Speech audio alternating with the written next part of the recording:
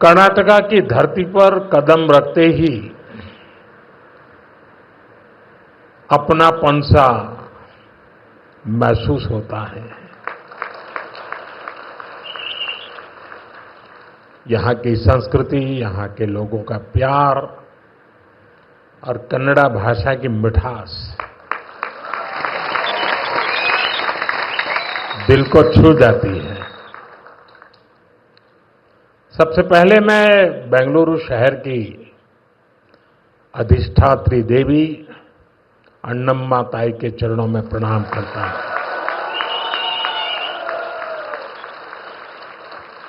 सदियों पहले नाड़ प्रभु केम्पेगौड़ा जी ने बेंगलुरु शहर की नींव रखी थी। उन्होंने एक ऐसे शहर की संकल्पना की थी जो अपनी परंपराओं से भी जुड़ा हो और साथ ही प्रगति की नई ऊंचाइयों को भी छुए। बेंगलुरु ने अपनी उस स्पिरिट को हमेशा जिया, हमेशा उसे सहज कर रखा और आज बेंगलुरु उस सपने को साकार कर रहा है। साथियों, बेंगलुरु को हम एक ऐसे शहर के रूप में उभरता देख रहे हैं जो न्यू इंडिया के राइज का सिंबल बन चुका है। एक ऐसा शहर जिसकी आत्मा में तत्वज्ञान है और जिसके एक्शन में टेक ज्ञान है। एक ऐसा शहर जिसने ग्लोबल आईटी मैप पर भारत का परचम लहराया है। बेंगलुरु की इसी सक्सेस स्टोरी के पीछे अगर कोई है तो वो यहां के लोगों की, आप सबकी मेहनत और आप सबकी टैलेंट है।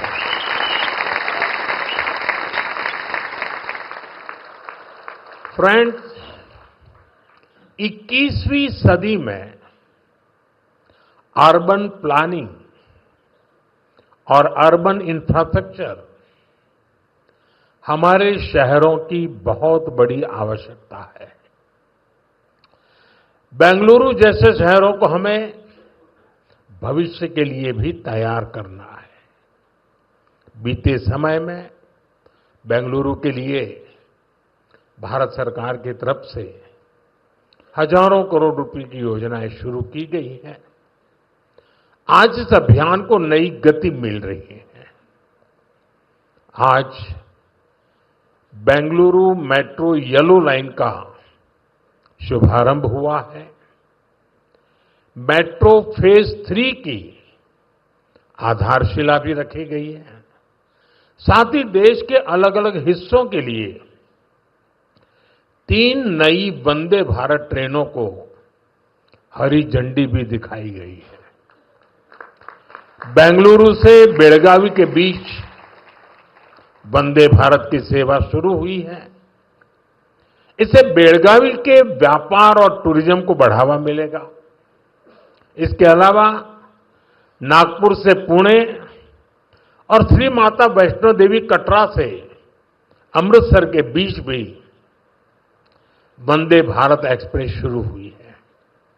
इससे लाखों श्रद्धालुओं को लाभ होगा, पर्यटन को बढ़ावा मिलेगा।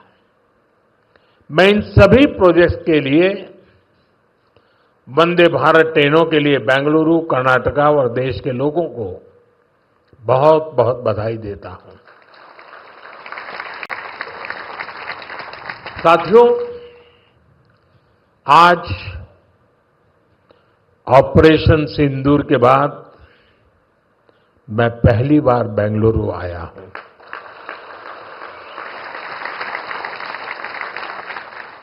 ऑपरेशन सिंदूर में भारतीय सेनाओं की सफलता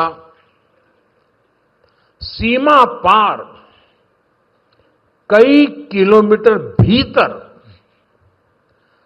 आतंकवादी ठिकानों को नेस्त नाबूद करने की ताकत और आतंकवादियों के बचाव में उतरे पाकिस्तान को कुछ ही घंटों में घुटनों पर लाने की हमारी क्षमता पूरी दुनिया ने नए भारत के इस स्वरूप के दर्शन किए हैं।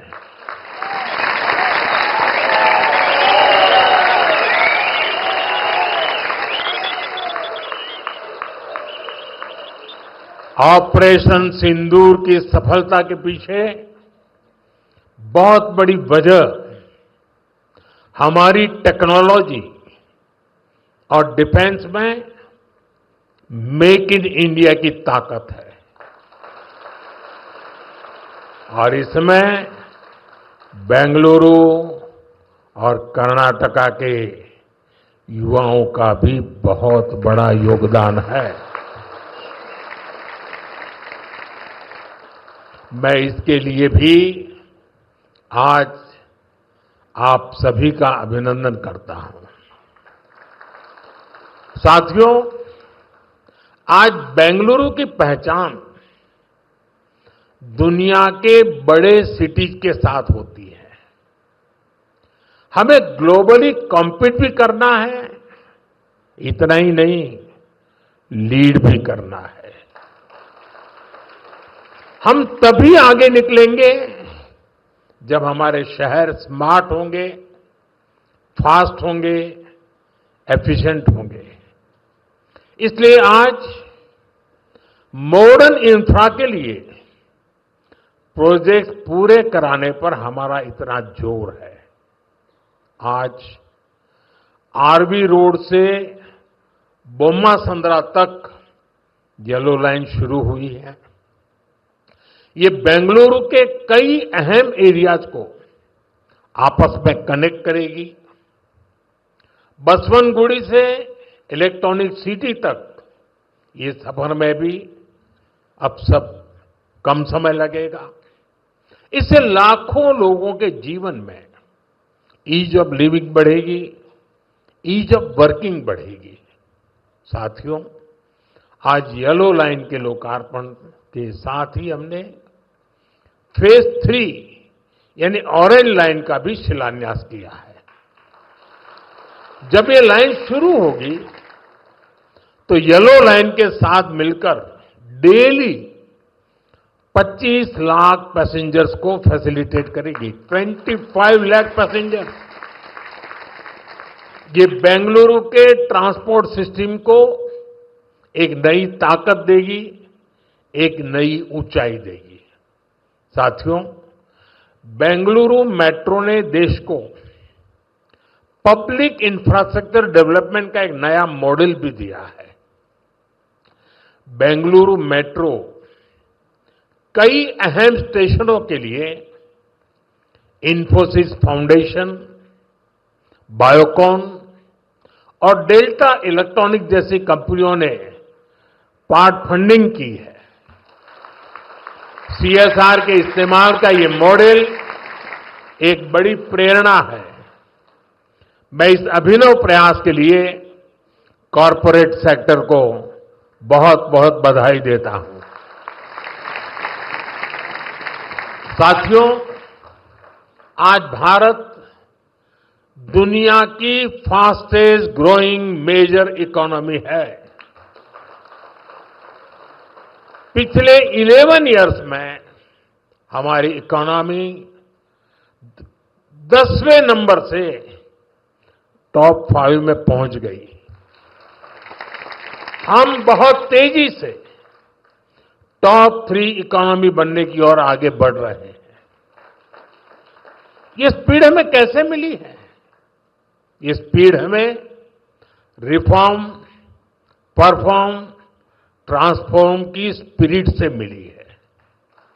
ये स्पीड हमें साफ नीयत और ईमानदार प्रयासों से मिली है। आप याद करिए, 2014 में मेट्रो सिर्फ 5 शहरों तक सीमित थी, 5 सिटीज। अब 24 सिटीज में 1000 किलोमीटर से ज्यादा मेट्रो नेटवर्क है। भारत अब दुनिया का तीसरा सबसे बड़ा मेट्रो नेटवर्क वाला देश बन गया है। 2014 से पहले लगभग 20,000 किलोमीटर रेल रूट का इलेक्ट्रिफिकेशन हुआ था।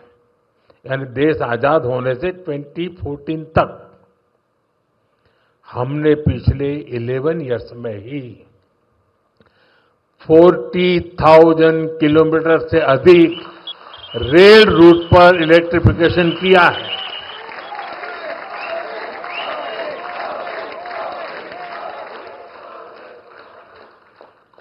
साथियों, जल थल नभ कुछ भी अछूता नहीं रखा है। फ्रेंड, जमीन ही नहीं, देश की उपलब्धियों का परचम आसमान में भी लहरा रहा है। 2014 तक भारत में सिर्फ 74 एयरपोर्ट थे। अब इनकी संख्या बढ़कर 160 से ज्यादा हो गई है।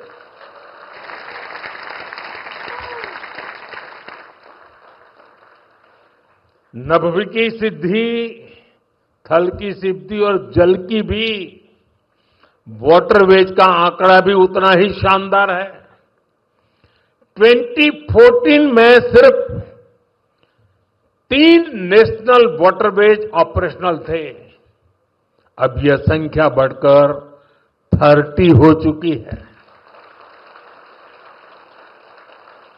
साथियों, हेल्थ और एजुकेशन सेक्टर में भी देश ने एक बड़ी जंप लगाई है।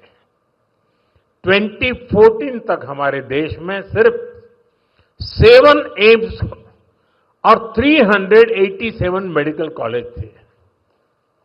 अब 22 एम्स और 704 मेडिकल कॉलेज लोगों की सेवा में जुटे हैं। बीते 11 साल में देश में मेडिकल की 1 लाख से ज्यादा नई सीटें जुड़ी है। आप कल्पना कर सकते हैं इससे हमारे मिडिल क्लास के बच्चों को कितना फायदा है। इन 11 वर्षों में आईआईटीज की संख्या भी 16 से बढ़कर 23, ट्रिपल आईटीज की संख्या 9 से बढ़कर 25 और आईएम्स की संख्या 13 से बढ़कर 21 हो चुकी है। यानी आज स्टूडेंट्स के लिए हायर एजुकेशन में ज्यादा से ज्यादा मौके बन रहे हैं। साथियों, आज देश जिस गति से आगे बढ़ रहा है, उसी गति से गरीब और वंचित का जीवन भी बदल रहा है। हमने प्रधानमंत्री आवास योजना के तहत 4 करोड़ से अधिक पक्के घर दिए हैं। अब हमारी सरकार 3 करोड़ घर और बनने जा रही है। हमने सिर्फ 11 इयर्स में 12 करोड़ से अधिक टॉयलेट्स बनाए हैं। इससे देश की करोड़ों माताओं बहनों को गरिमा, स्वच्छता और सुरक्षा का अधिकार मिला है। साथियों, देश आज जिस गति से विकास कर रहा है, इसके पीछे हमारी इकोनॉमिक ग्रोथ एक बड़ा फैक्टर है। आप देखिए, 2014 से पहले भारत का टोटल एक्सपोर्ट $468 बिलियन तक पहुंचा था। आज ꯫ ये $824 बिलियन हो गया है। पहले हम मोबाइल इंपोर्ट करते थे, वहीं अब हम मोबाइल हैंडसेट के टॉप 5 एक्सपोर्टर बन गए हैं। और बेंगलुरु की इसमें बहुत बड़ी भूमिका भी है। 2014 से पहले हमारा इलेक्ट्रॉनिक्स एक्सपोर्ट लगभग $6 बिलियन था। अब ये भी लगभग $38 बिलियन तक पहुंच गया।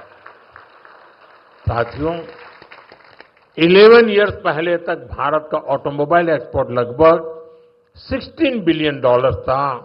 आज ये 2 गुने से अधिक हो चुका है, डबल हो चुका है। और भारत ऑटोमोबाइल का चौथा सबसे बड़ा एक्सपोर्टर बन गया है। ये उपलब्धियां आत्मनिर्भर भारत के हमारे संकल्प को मजबूती देती है। हम मिलकर आगे बढ़ेंगे और देश को विकसित बनाएंगे। साथियों, विकसित भारत न्यू इंडिया की ये यात्रा डिजिटल इंडिया के साथ कदम से कदम मिलाकर पूरी होगी।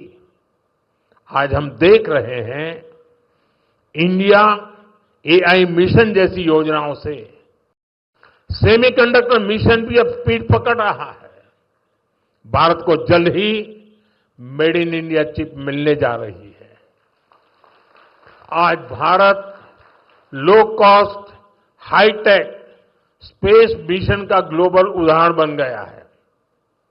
यानी फ्यूचरिस्टिक टेक्नोलॉजी से जुड़ी जो भी संभावनाएं हैं, भारत उन सब में आगे बढ़ रहा है। और भारत के इस एडवांसमेंट की सबसे खास बात है एम्पावरमेंट ऑफ पुअर। आप देखिए, आज देश में डिजिटाइजेशन का दायरा गांव-गांव तक पहुंच चुका है। यूपीआई के जरिए दुनिया का 50% से ज्यादा रियल टाइम ट्रांजैक्शन भारत में हो रहा है। दुनिया का 50%। टेक्नोलॉजी की मदद से हम सरकार और नागरिकों के बीच की दूरी कम कर रहे हैं। आज देश में 2200 से ज्यादा सरकारी सेवाएं मोबाइल पर उपलब्ध है। उमंग ऐप से आम नागरिक घर बैठे सरकारी काम निपटा रहा है। डिजी लॉकर से सरकारी प्रमाण पत्रों का झंझट खत्म हुआ है। अब हम एआई पावर्ड थ्रेट डिटेक्शन जैसी टेक्नोलॉजीज में भी निवेश कर रहे हैं। हमारा प्रयास है कि देश में डिजिटल रिवॉल्यूशन का फायदा समाज के आखिरी व्यक्ति तक पहुंचे। और इस प्रयास में बेंगलुरु पूरी सक्रियता से काम कर रहा है। साथियों, वर्तमान उपलब्धियों के बीच अब हमारी अगली बड़ी प्राथमिकता होनी चाहिए टेक आत्मनिर्भर भारत। इंडियन टेक कंपनियों ने पूरी दुनिया में अपनी छाप छोड़ी है। हमने पूरे वर्ल्ड के लिए सॉफ्टवेयर और प्रोडक्ट्स बनाए हैं। अब समय है हम भारत की जरूरतों को और ज्यादा प्रायोरिटी दें। हमें नए प्रोडक्ट्स डेवलप करने में और तेजी से आगे बढ़ना है। आज हर डोमेन में सॉफ्टवेयर और ऐप्स का इस्तेमाल हो रहा है। इसमें भारत नई ऊंचाई पर पहुंचे, ये बहुत जरूरी है। जो इमर्जिंग फील्ड्स है, हमें उनमें भी लीड लेने के लिए काम करना होगा। हमें मेक इन इंडिया में मैन्युफैक्चरिंग सेक्टर में भी बेंगलुरु और कर्नाटका की प्रेजेंस को और मजबूत करना है।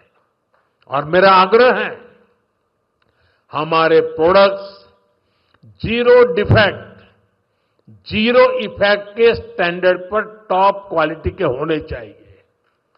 यानी बिना डिफेक्ट वाले प्रोडक्ट हो और उन्हें बनाने का नेगेटिव इफेक्ट पर्यावरण पर भी न पड़े।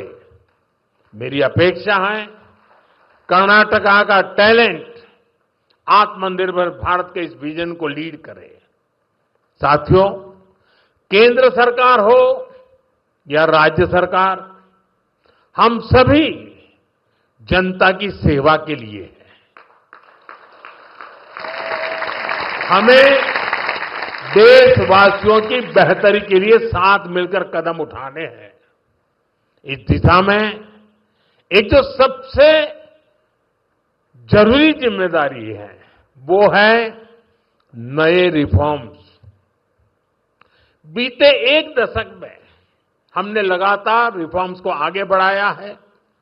उदाहरण के तौर पर भारत सरकार ने कानूनों को डीक्रिमिनलाइज करने के लिए जन विश्वास बिल पास किया है और अब इसका जन विश्वास 2.0 भी पारित करने जा रहे हैं।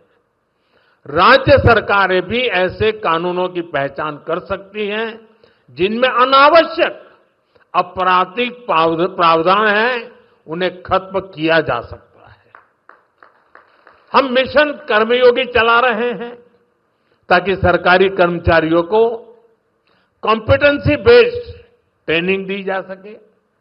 राज्य भी अपने अधिकारियों के लिए इस लर्निंग फ्रेमवर्क को अपना सकते हैं। हमने एस्पिरेशनल डिस्ट्रिक्ट प्रोग्राम और एस्पिरेशनल ब्लॉक प्रोग्राम पर बहुत जोर दिया है। राज्य भी इसी तरह अपने यहां ऐसे क्षेत्रों की पहचान कर सकते हैं जिन्हें विशेष ध्यान की आवश्यकता है। हमें राज्य सरकार के स्तर पर भी नए रिफॉर्म्स को लगातार पुश करना चाहिए। मुझे विश्वास है हमारे ये साझे प्रयास कर्नाटका को विकास की नई ऊंचाई पर ले जाएंगे। हम साथ मिलकर विकसित भारत के संकल्प को पूरा करेंगे। इसी भाव के साथ मैं एक बार फिर आप सभी को इन डेवलपमेंट प्रोजेक्ट की बहुत बहुत बधाई देता हूं।